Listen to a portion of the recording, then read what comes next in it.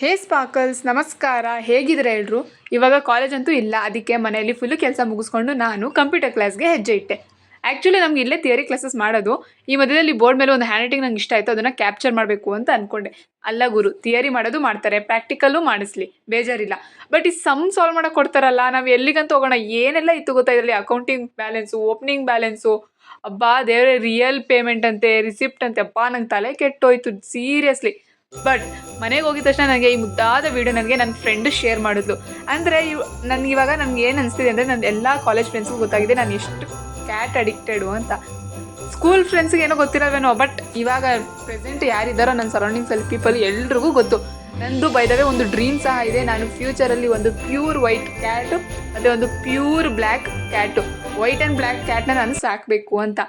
But ಈ dream ನಂದು ಯಾವಾಗ ಫುಲ್ಫಿಲ್ ಆಗುತ್ತೋ ಗೊತ್ತಿಲ್ಲ. ನಾನು ವೆಯ್ಟ್ ಮಾಡ್ತಾ ಇರ್ತೀನಿ. ಇವತ್ತಿಗೆ ಇಷ್ಟೇ. ಬಾಯ್ ಬಾಯ್.